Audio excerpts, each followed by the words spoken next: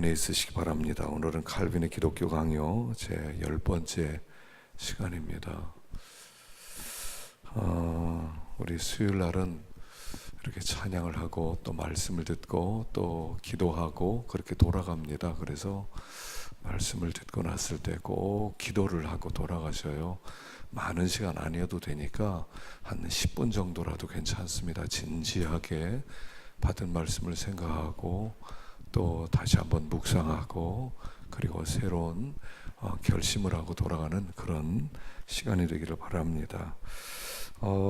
기독교 강요는 4권으로 이루어져 있습니다. 그래서 우리가 지난 9번째 시간까지 제1권 하나님을 아는 지식에 대해서 배웠습니다. 그리고 오늘부터는 그리스도를 아는 지식 이렇게 들어갈 차례입니다.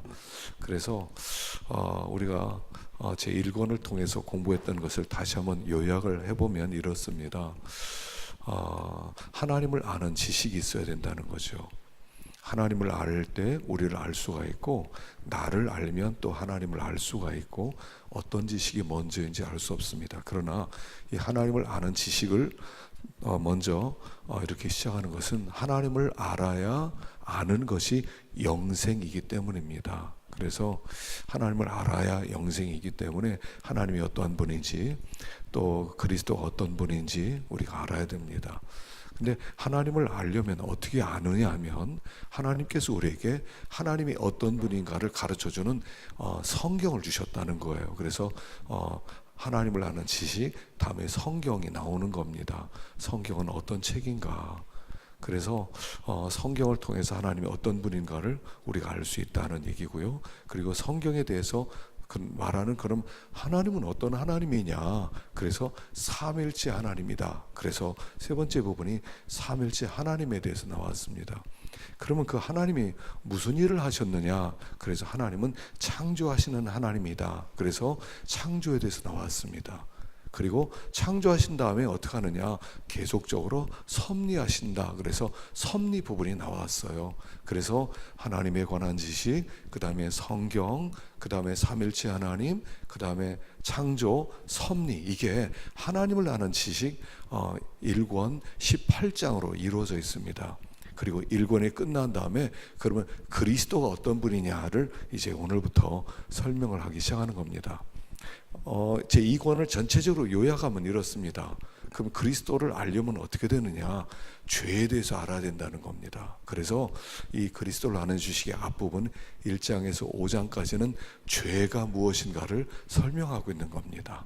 그 다음에 죄를 설명한 다음에 그 다음에는 율법을 알아야 돼요. 그래서 6장부터 11장까지는 율법이 도대체 무엇이냐 하는 말씀이 나와요. 그리고 나서 그 다음에 그럼 그리스도는 어떤 분이냐 하는 부분이 나옵니다. 그래서 그리스도는 어떤 분이냐 하면 중보자이시다 하는 얘기가 이제 12장에서 17장까지 이렇게 쭉 설명이 나오는 겁니다. 그래서 죄에 대해서, 율법에 대해서, 그리스도에 대해서 그렇게 이루어진 것이 제2권 전부입니다. 그래서 이제 오늘은 우리가 무엇을 생각하냐 하면 그 죄가 무엇이냐, 원죄가 무엇이냐 하는 부분을 오늘 설명을 하게 될 것입니다. 자, 책을 한번 펴주시길 바랍니다. 83페이지를 펴주시길 바랍니다. 83페이지를 펴주시기 바랍니다. 우리 서론 부분을 한번 읽어보겠습니다. 시작. 우리는 반드시 자아에 대한 바른 지식을 가지고 있어야 한다. 하나님께서 우리를 창조하실 때 그것을 우리에게 주셨고 지금도 우리가 반드시 거룩하게 행해야 하기 때문이다. 그러나 타락한 후에 인간은 본성적으로 자기를 높이면서 자신에 대하여 잘 알고 있다고 판단한다. 그러나 하나님의 판단에 따르면 우리는 완전히 능력 없는 존재일 뿐이다. 아담의 죄는 하나님께서 처음에 인간에게 부여하신 모든 것을 망가뜨리고 혼동에 빠뜨렸다. 그리고 그 아담의 죄가 모든 사람들에게 전가되었다. 원죄는 본성의 부패이다. 원죄가 우리의 본성을 부패시키고 영혼의 모든 부분으로 확산되었다. 그리하여 우리는 하나님의 진노에 직면하게 되었다. 자, 이제 이 첫 부분이 원죄에 대해서 나옵니다. 죄가 무엇이냐 하는 것입니다. 우리가 사는 세상이 참 혼란스럽다. 우리가 사는 세상이 타락했다. 우리가 사는 세상이 굉장히 어렵다는 것은 무엇을 보면 알 수 있냐면 죄에 대한 인식이 희미해지고 있다는 거예요. 과거에는 죄였다, 죄다. 그런데 지금은 그것이 죄가 아니고 죄가 문화의 옷을 입었기 때문에 우리에게 너무 친근하게 곁에 다가오고 있기 때문에 그렇게 살아가고 있기 때문에 더 이상 죄가 아니다라고 생각하는 경향이 많이 있다는 겁니다. 옛날에는 참 부끄러운 일들이었는데 지금은 그게 뭐 그렇게 부끄러운 일이 아니고 그냥 다 그렇게 사는 것이다 라고 생각하게 되었다는 것입니다. 그래서 죄의식이 없는, 죄의식에 대해서 점점 희미해지고 있는데 죄의식이 희미해지면 거기에 복음이 자리를 잡을 수가 없어요. 왜냐하면 왜 내가 복음이 필요하냐는 겁니다. 죄인이라는 것을 알지 못한 사람에게 당신 구원이 필요하다 그러면은 내가 왜 구원이 필요하냐는 겁니다. 우리가 구원이라고 하는 것은 첫째는 우리가 죄로부터의 구원이거든요. 그래서 로마서에서 우리에게 복음이 이르기 전에 1장부터 계속 죄에 대해서 설명을 하는 거예요. 모든 사람은 다 죄인이다. 이방인도 죄인이다. 유대인도 죄인이다. 한 사람도 의인이 없다. 그래서 그 죄를 고발하는 겁니다.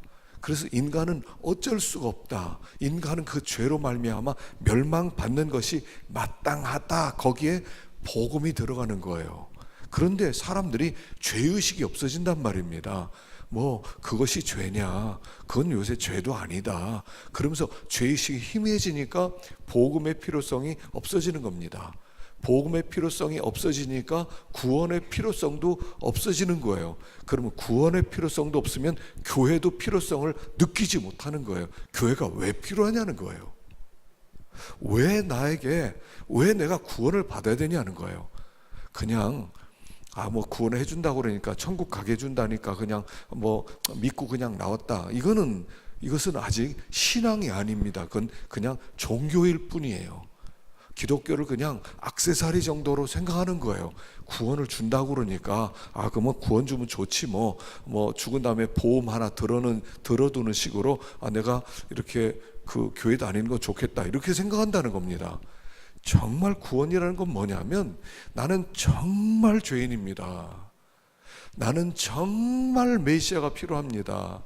나는 정말 이 죄악된 상태에서 어떤 것으로도 나는 구원함을 받을 길이 없습니다. 내가 아무리 노력한다고 하더라도 내 스스로 이 죄악의 자리에서 벗어날 길이 없습니다 하는 자에게 찾아오는 것이 복음이거든요.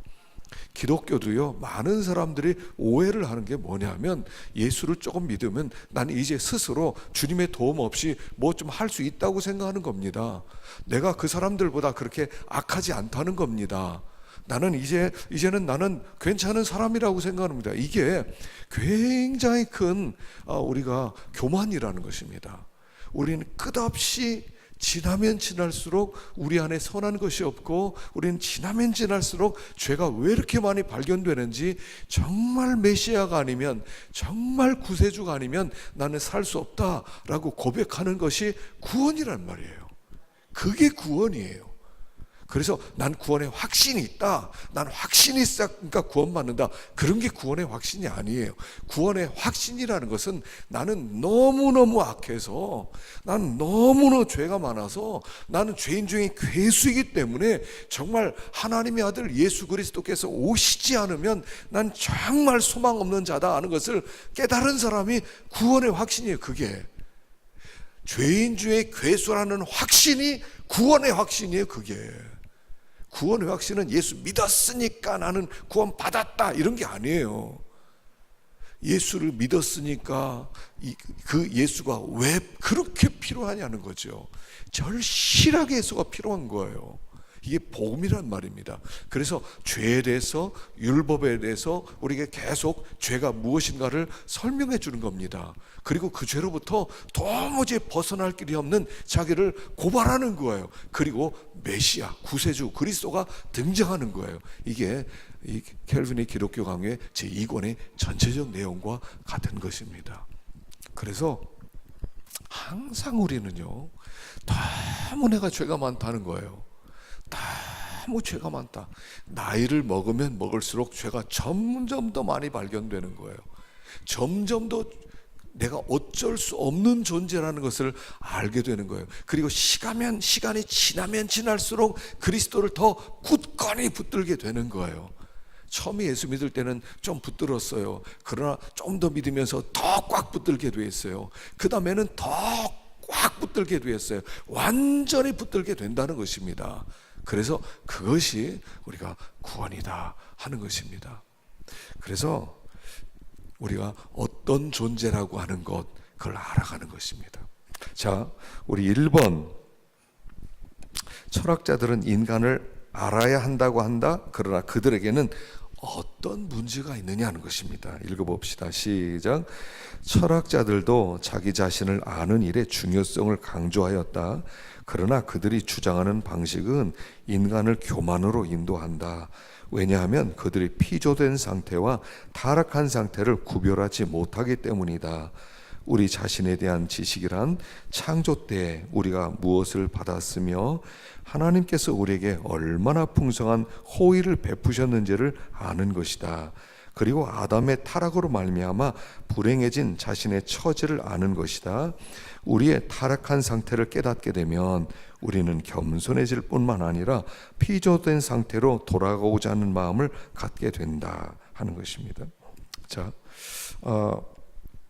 철학자들이 이 철학의 중요한 숙제가 뭐냐면 인간은 누구냐, 인간은 어떻게 살아야 되느냐, 이게 철학의 숙제란 말입니다. 그래서 철학자들은 소위 인간이 어떤 존재인지 잘 알고 있으며 인간은 어떻게 살아야 되는지 아주 지혜롭고 현명하게 길을 제시하고 있다라고 생각을 합니다. 그런데 이 철학자들이 모르는 게 있어요. 그게 뭐냐면 인간은 두 종류의 상태로 봐야 된다는 거예요. 타락을 기준으로 해서 타락하기 전에 인간이 얼마나 영광스럽고 아름답게 창조됐는지와 타락한 이후에 인간은 얼마나 망가졌는지, 얼마나 고장났는지를 나눠서 생각해야 되는데 이 철학자들은 나눌 수 있는 지식이 없어요. 그러니까 지금의 상태만 바라보고 인간을 생각한단 말입니다. 지금의 상태를 생각하는 거예요. 그래서 인간은 이러하다 그러면서 굉장히 긍정적으로 바라본다는 것입니다. 그래서 타락 전의 영광스러움과 타락한 후에 완전히 하나님께서 주신 형상이 병들고 이게 완전히 고장나고 완전히 하나님이 주신 의를 잃어버린 이 상태, 이게 얼마나 치명적이고 심각한지를 모르는 상태에서 인간을 생각하기 때문에 인간을 굉장히 긍정적으로만 본다는 것입니다. 근데 인간은 그렇게 긍정적이지 않다는 것입니다. 자, 두 번째 보십시다. 우리의 본성은 어떤 특징을 가지고 있는가 하는 것입니다. 읽어봅시다. 시작. 본성적으로 우리는 수다 떨기를 좋아하고 우리 자신에 대해서 높이 생각하며 다른 사람들의 아첨을 기대한다. 사람들은 자존심에 매여 있으며 자존심을 만족시키는 말에 귀를 기울인다. 따라서 인간의 본성을 높이는 사람은 인기를 높게 되어 있다. 그러나 그것은 사람들을 속이고 반대로 하나님의 진리는 우리에게 자신에 대해 반성하라고 요구하고 우리 자신에게 믿을 만한 것이나 자랑할 만한 것이 하나도 없음을 드러낸다. 자, 오늘 제가 나눠드린 교환을 한번 보십시다. 자, 1번 한번 보십시다. 1번 부자가부터 한번 읽어보겠습니다. 자, 시작. 부자가 천국에 들어가는 것이 낙타가 반윗길 통과하는 것보다 더 어렵다는 말씀은 자기 믿는 구석이 있을 때 그는 하나님을 찾지 않는다는 것이다. 그것이 부이든 명예이든 학벌이든 인간 관계이든 어떤 종교이든 자기의 의지력이든 자기의 어떤 실력이든 간에 하나님 아닌 어떤 다른 것이 자신의 미래를 책임져 줄 것으로 생각하고 그것은 우상숭배가 된다. 천국에 들어가지 못하는 부자는 소유가 많은 사람을 말하지 않고 돈이 우상인 사람을 말하는 것이다. 아무리 가난해도 돈이 우상인 사람은 천국에 들어갈 수 없다. 돈의 액수가 문제가 아니라 돈에 대한 인식이 그가 부자인가 아닌가를 나타내는 것이다. 우리가 타락 후에 인간의 비참함을 알게 될 때 우리는 우리 자신에 대한 증오감, 불쾌감, 동시에 진정한 겸손이 생기며 아울러 우리 완전히 잃어버린 선을 각각 하나님 안에서 회복하기 위해서 하나님을 찾겠다는 새로운 열성의 불길이 일어난다. 인간에 대한 바른 지식은 창조시의 긍정적 인간과 타락 후의 부정적 인간의 양면성을 볼 수 있어야 한다. 첫째, 창조시 인간의 우수성, 즉 하나님께 의존되어 있는 인간의 우수성을 아는 것이다. 둘째, 타락 후에 인간의 비참한 처지를 아는 것이다. 이것을 알게 될 때 우리의 모든 자랑과 자신이 사라지게 되고 우리는 진심으로 겸손하게 되고 수치심으로 위축될 것이다. 첫째 점을 생각하면 우리를 고귀한 모습으로 창조하신 그 목적에 합당하게 살아야 할 우리의 의무에 우리의 관심을 모으며 둘째 점을 생각하면 그 의무를 실천하려는 자기의 능력의 한도를 알게 되는 것이다. 자, 인간은 창조되었을 때 우리는 굉장히 탁월한 존재였어요. 놀라운 존재였어요. 굉장히 지혜로운 존재였어요. 아주 의롭고 거룩하고 순전한 존재였어요. 그래서 하나님이 우리를 처음 만들었을 때 너무너무 아름다워요. 우리는 이 모습을 우리가 창조되기 이전의 아름다운 모습을 예수 그리스도를 통해서 볼 수가 있는 거죠. 예수 그리스도께서 인간은 이와 같다. 전적으로 하나님을 의지하는 존재다. 전적으로 하나님으로 만족한다. 그리고 완전한 의와 또 완전한 순종과 완전한 사랑이 있는 그 모습을 보여주셨어요. 원래 예수님이 원래 창조했던 그 모습의 원형이었단 말입니다.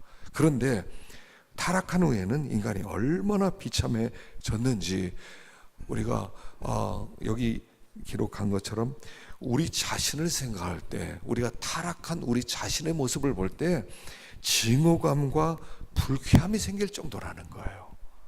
우리가 우리 자신을 제대로 하면 이렇게 내가 악한가, 이렇게 내가 타락했는가, 이렇게 내가 추한가, 그걸 생각하면 스스로를 생각할 때 미운 마음이 들고 불쾌감이 들 만큼 그게 우리의 타락한 모습의 정치라는 거예요.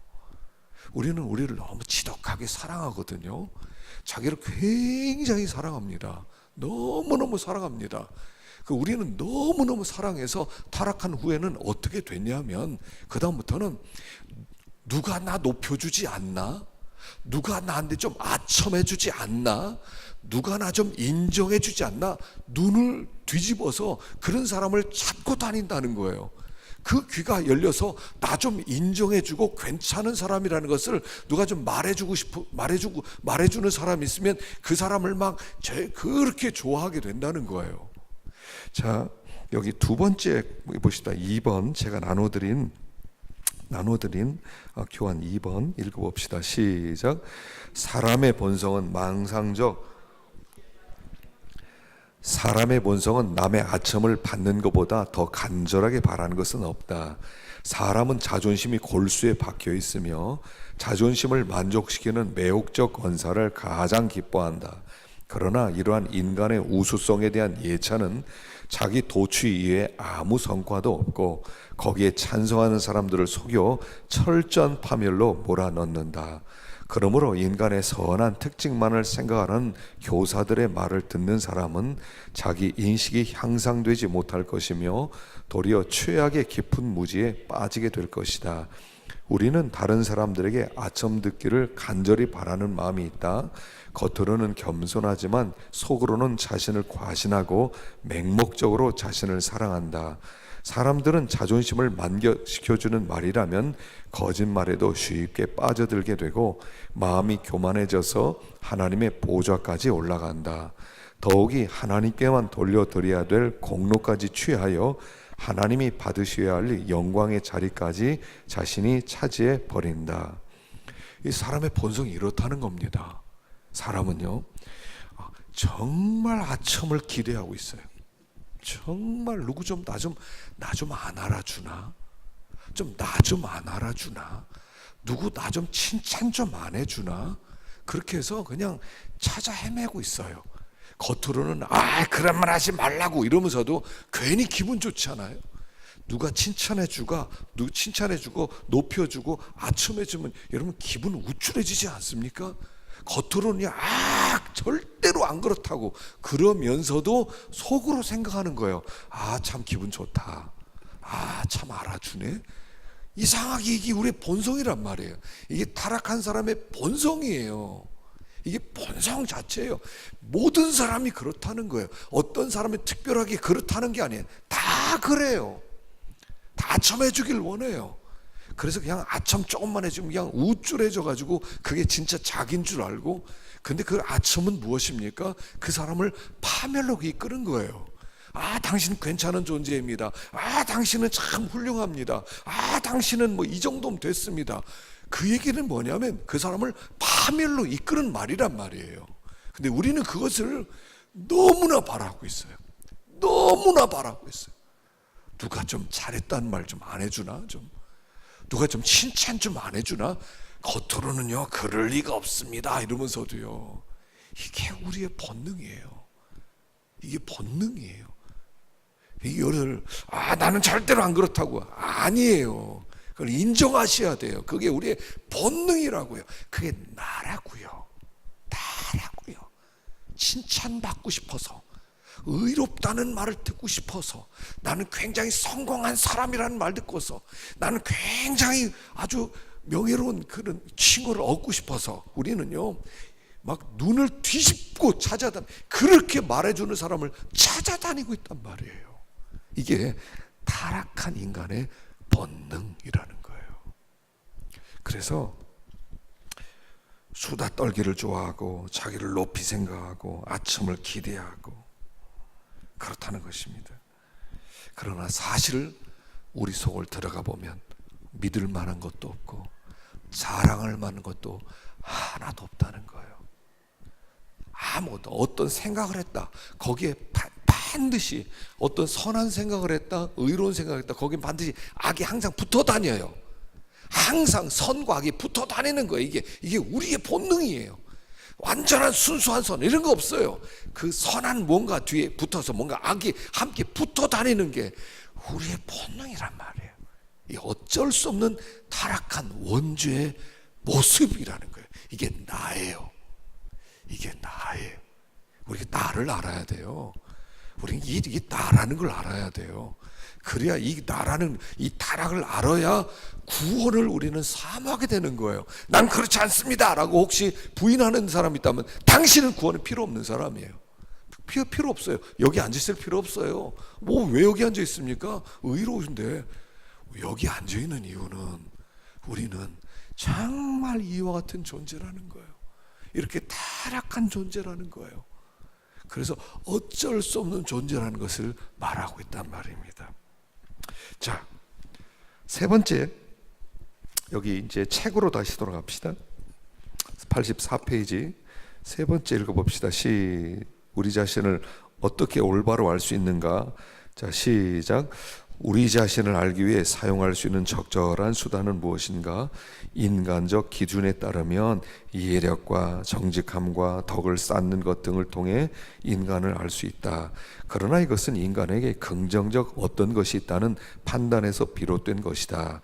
그러므로 이러한 수단은 온전하지 않으며 오히려 인간을 속일 뿐이다. 하나님의 표준으로 우리 자신을 시험해 보아야 한다. 그러면 우리는 우리의 죄성을 보게 될 것이다. 하나님께서 처음에 인간을 어떤 상태로 만드셨는지를 알게 되면 우리는 영원한 것을 사모하며 겸손해진다. 이와 같이 우리 자신을 아는 지식에는 두 가지가 있다. 하나는 우리가 피조된 상태를 아는 것으로서 우리의 의무를 알게 하고, 그리고 다른 하나는 죄로 오염된 상태를 아는 것으로서 우리에게 아무 능력이 없음을 깨닫게 한다. 인간적 기준으로 보면요, 좀 이해해라, 좀 서로 좀 이해하면 얼마나 좋냐. 좀 정직해라. 그리고 좋은 덕을 좀 쌓아라. 그러면 얼마나 훌륭한 사람 되겠냐. 얼마나 인간관계가 좋아지겠냐. 그건 도덕이에요. 그건 복음이 아니에요. 그건 성경이 아니에요.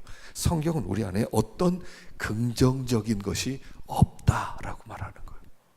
우리 안에는 긍정적으로 볼 만한 어떤 것도 없다라고 봐요. 우리는 이해도 못하고요, 우리는 정직하지도 않고요, 우리는 덕 쌓는 것을 좋아하지도 않는다는 거예요. 이게 우리의 정체라는 거예요. 어디서부터 시작됐어요? 아담의 원죄로부터 시작됐다는 것입니다. 자, 4번, 아담의 죄는 무엇인가 읽어봅시다. 시작. 아담의 죄는 불신앙이다.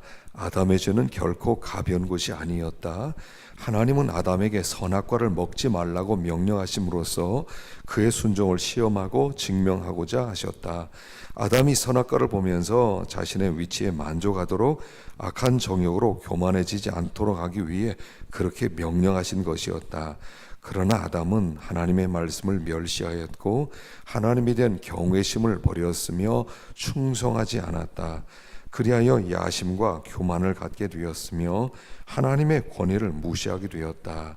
그리고 그가 보인 하나님에 대한 비난과 불신앙과 야망은 강력한 불신앙을 낳았다. 그가 하나님에 대한 두려움을 내던져버리자 정욕이 이끄는 대로 움직이게 되었다. 아담은 선악과를 먹지 말라고 명령하셨는데 그 선악과를 먹었습니다.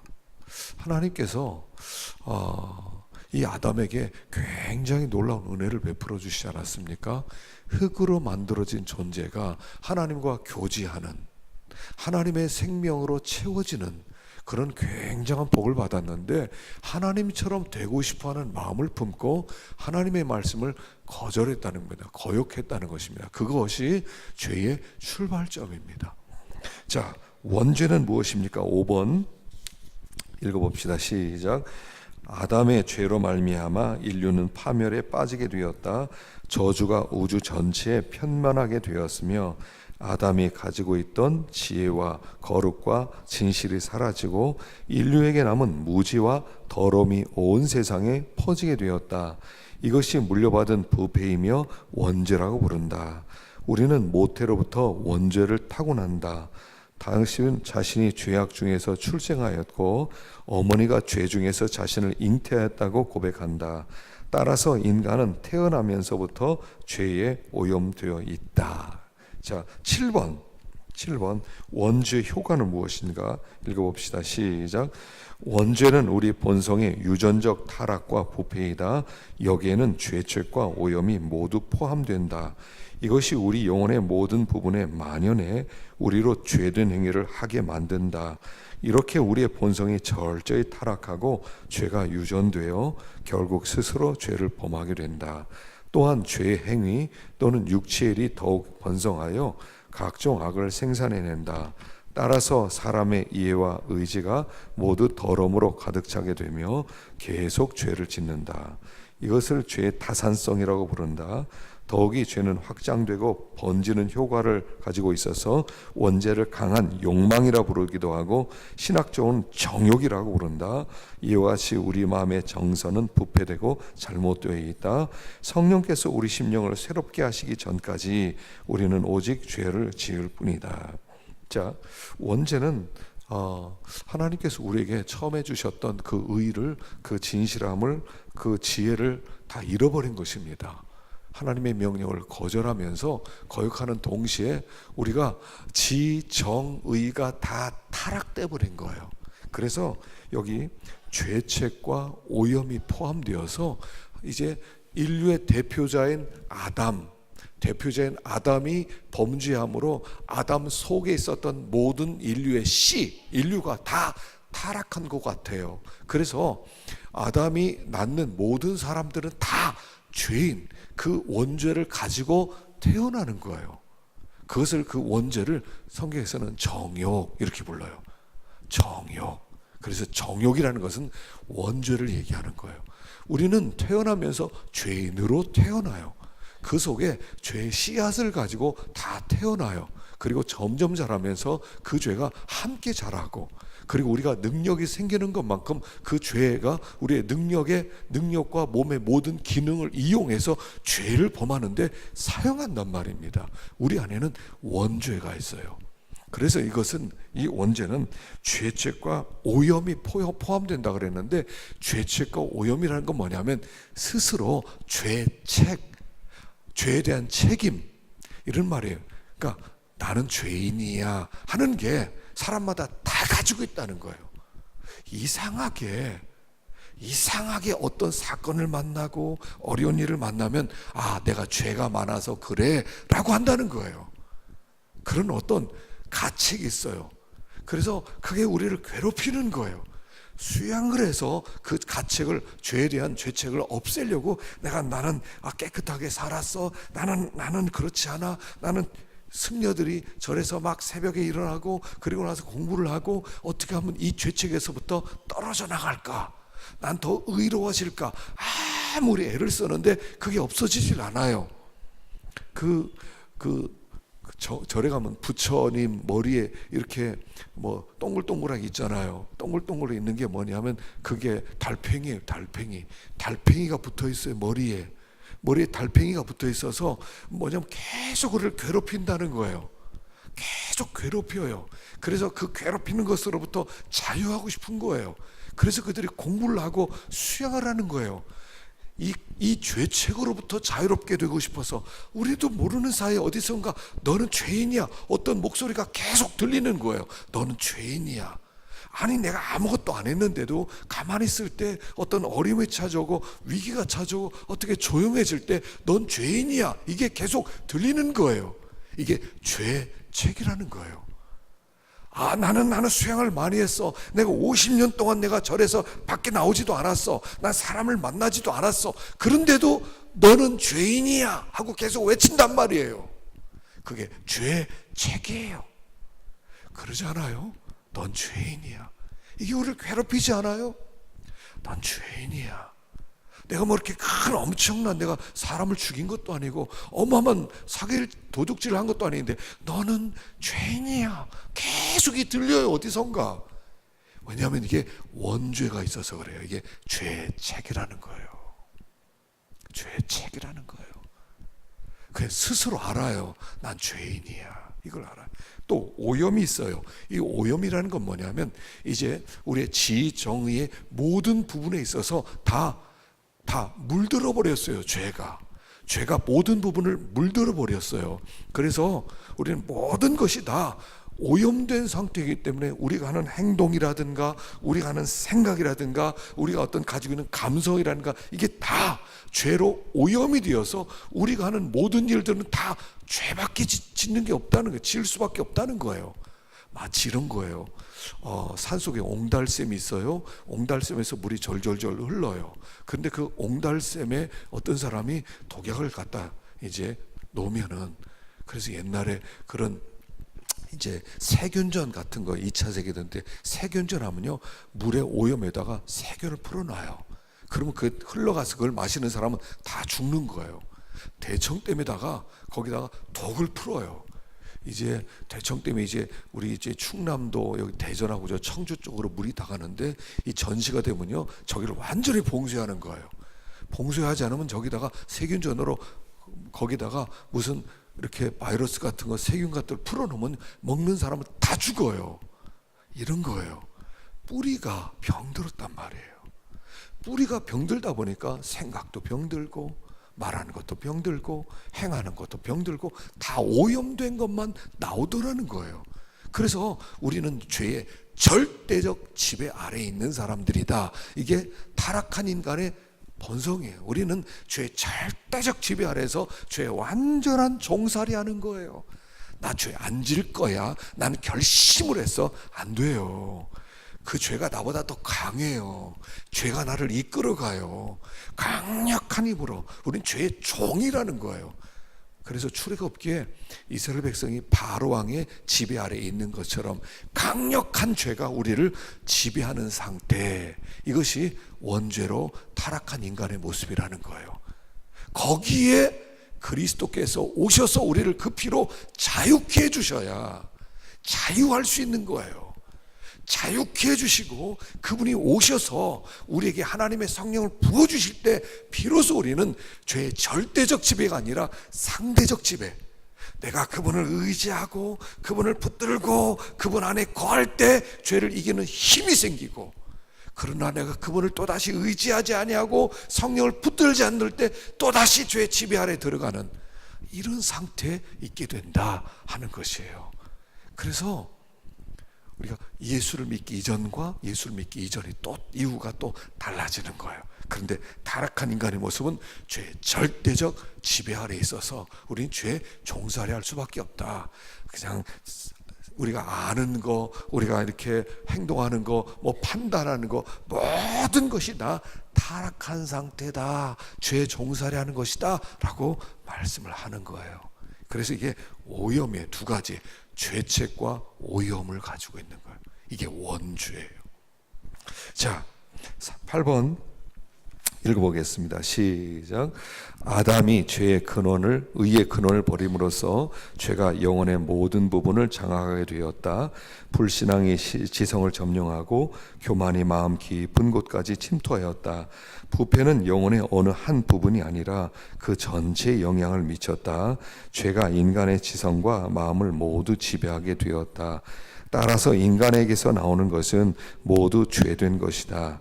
특별히 아담의 타락과 관련하여 영혼과 의지의 기능이 완전히 부패되고 사악함에 내던져졌다. 이로써 인간의 모든 기능이 더러워졌다. 인간의 의지는 죄의 종이 되었다. 오직 하나님께서 중생을 통해 죄의 종된 상태에서 벗어나게 하시지 않는 한 인간은 계속 죄를 짓게 된다. 설령 이교도나 불신자가 어떤 미덕을 행한다 하더라도 그것은 자기 사랑에서 나온 것일 뿐 결코 진정한 미덕이 될 수 없다. 자, 이제 불신앙이 지성을 점령하고 교만이 마음 곳을 다 침투하여서 영혼의 어떤 한 부분이 아니라 전체에 영향을 미쳤고 그 죄가 인간의 지성과 마음을 지배하게 되었다 하는 겁니다. 우리는 죄의 지배 아래 있어요. 이게 인생의 피곤함이에요. 인생의 허무함이에요. 그 죄가 지배하는 동안 인생은 허무하게 끝날 수밖에 없어요. 자, 그런데 설마 그렇게까지 타락했으려고? 아담이 범죄했는데 왜 그 자식이, 아담의 범죄뿐이 왜 그 자식에게까지 그 범죄가 그렇게 전달이 됐겠냐? 그렇지 않을 것이다 라고 주장하는 사람이 있었어요. 네, 펠라기우스라는 사람이에요.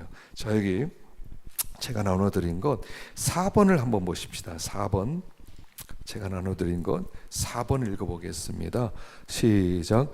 한 사람의 잘못으로 모든 사람이 잘못을 지게 되었다는 원죄 교리는 이해하기 힘든 교리 중에 하나이다. 펠라기우스는 아담의 죄는 아담 자신에게만 영향을 미쳤고 그 후손에게 영향을 미치지 않았다는 주장을 하였다. 그러나 성경은 처음 사람으로부터 그의 모든 후손에게 죄가 전달되었다는 것이 성경의 증언이다. 이러므로 한 사람으로 말미암아 죄가 세상에 들어오고 죄로 말미암아 사망이 왔나니 이와 같이 모든 사람이 죄를 지었으므로 사망이 모든 사람에게 이르렀느니라. 펠라기우스는 그 전달은 모방에 의한 것이지 번식에 의한 것이 아니라고 한다. 물론 사람의 기준으로 볼 때 선한 사람들이 있다. 그러나 하나님의 기준으로 볼 때 각종 부패가 득실거리는 사악한 죄인에 불과하다. 칼빈은 인간이 선하다고 주장하는 철학자들의 수준은 두더지 수준과 똑같다고 말한다. 자, 5번 또 읽어봅시다. 5번 시작. 펠라기우스와 싸운 어거스틴은 인간은 태어날 때부터 죄 가운데 태어난다는 것을 증명하려고 노력했다.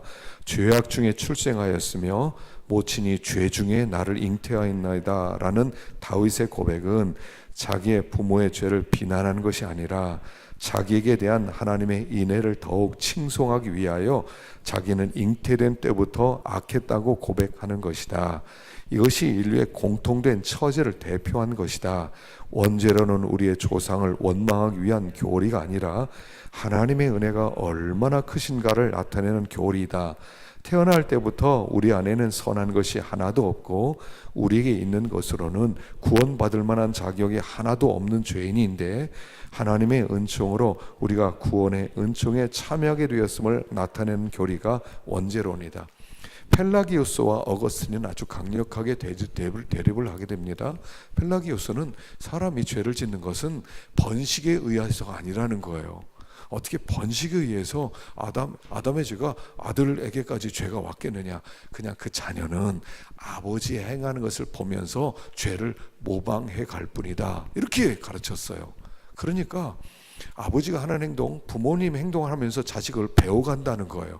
그렇기 때문에 그 죄인이 되어가는 것이지 모든 사람에게 이 원죄가 있는 것은 아니다라고 하는 그 주장이 왔어요. 이 펠라기우스는 후에 계속적으로 살아서 많은 영향을 끼칩니다. 그래서 가톨릭에서도 그렇게 생각해요. 가톨릭에서도요, 로마 가톨릭 교리 중에 하나가 인간은 완전히 타락했다라고 생각하지 않아요. 인간은 조금 타락했다는 거예요.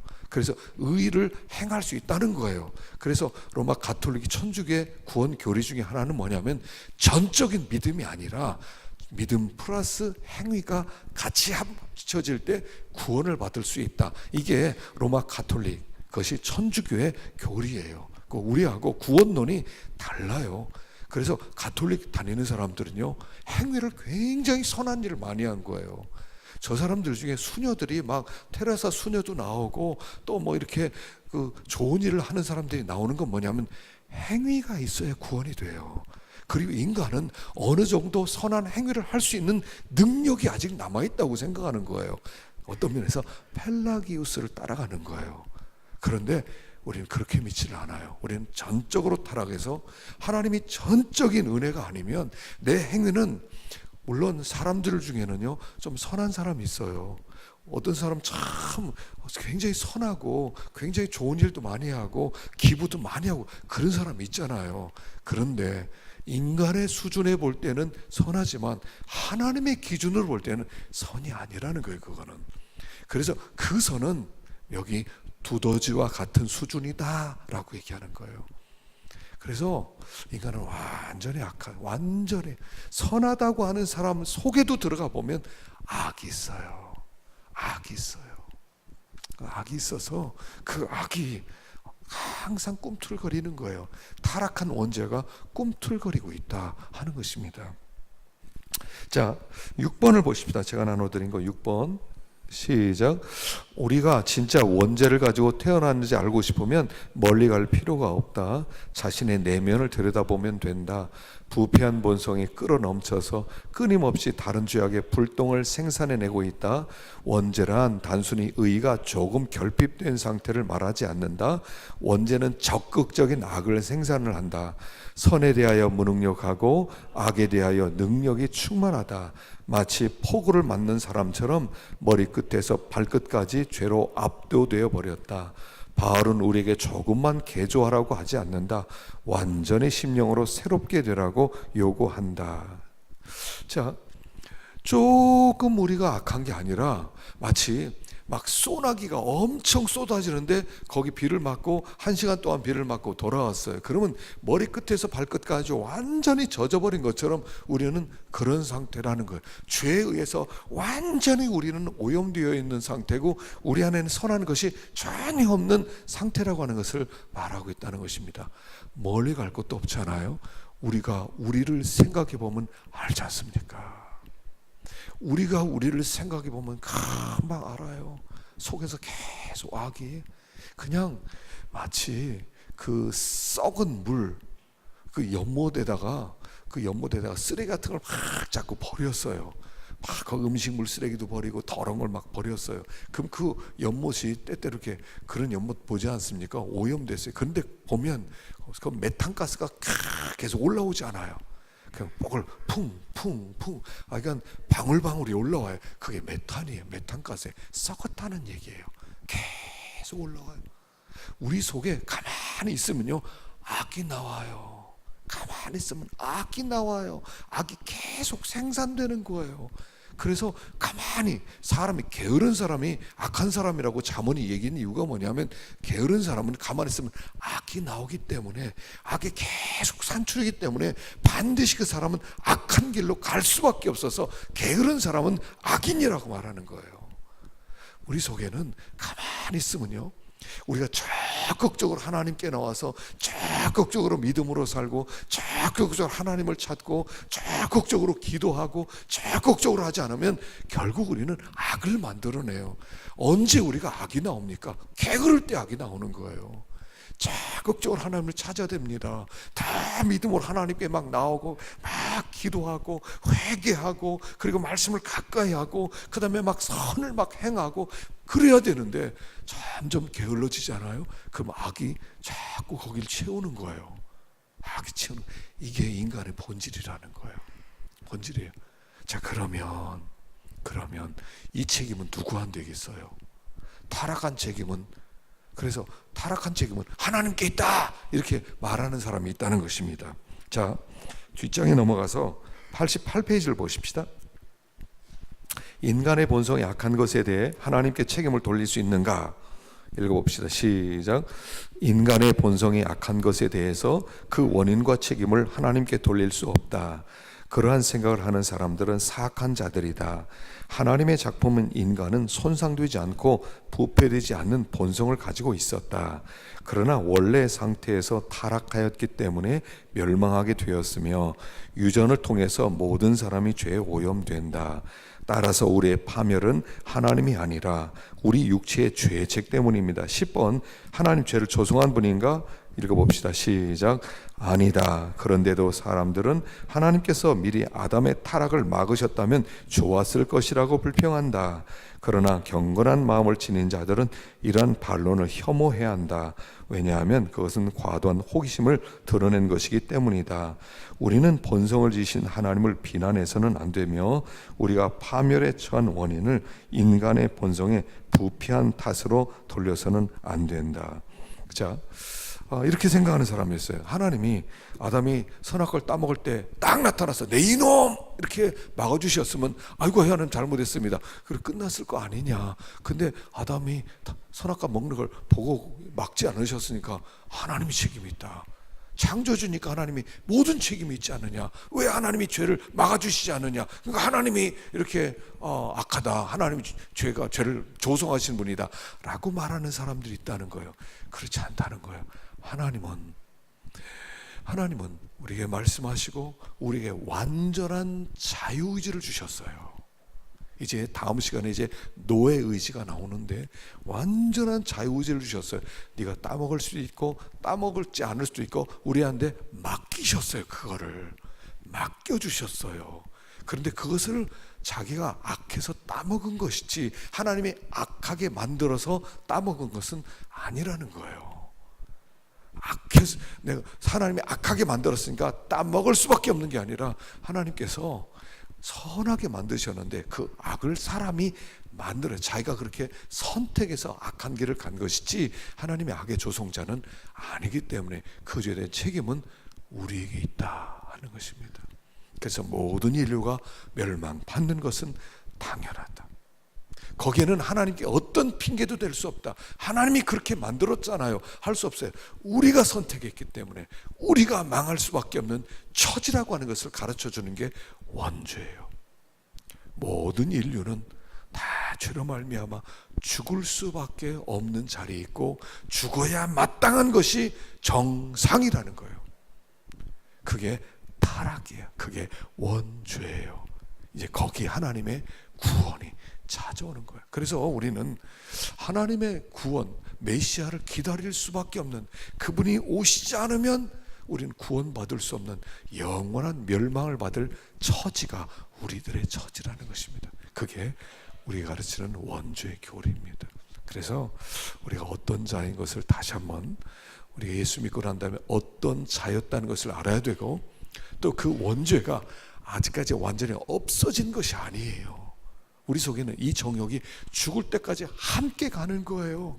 단지 하나님의 성령의 능력으로 그 원죄, 그 정욕을 날마다 제어하고 이기며 살아가는 것이지, 이 정욕은 항상 우리를 다시 압제하려고 하는 그런 힘을 가지고 있다 하는 것입니다. 항상 겸손하게 하나님께 나아가서 하나님을 의지하지 않으면 그 정욕이 나를 지배해서 내가 불의의 병기가 될 것이다 라고 얘기하는 것입니다. 그래서 더욱더 하나님을 의지하고 성령님을 의지하는 우리가 될 수 있기를 간절히 축원합니다. 기도하십시다. 자, 우리 시간에 함께 기도하겠습니다. 우리가 원죄에 대해서 생각해 봤습니다. 우리는 이런 죄인입니다. 이런 죄를 가지고 태어났습니다. 우리는 치명적인 질병을 가지고 태어난 에이즈 환자 똑같습니다. 그러나 하나님께서 우리에게 성령을 부어주시고 우리 안에 또 새로운 본성을, 의지를 하나 허락해 주셨습니다. 주님을 바라보고 주님을 의지하고 나갈 때는 죄를 이길 수 있고, 그렇지 않을 때는 우리의 죄에 종된 우리가 될 수밖에 없습니다. 주님, 우리를 불쌍히 여겨주시고 이제 하나님만 바라보고 하나님만 의지하는 매 순간순간 성령님을 의지하지 않고는 우리는 넘어질 수밖에 없다는 것을 알고 하나님만 더 의지하는 우리가 되게 하옵소서. 함께 기도하겠습니다.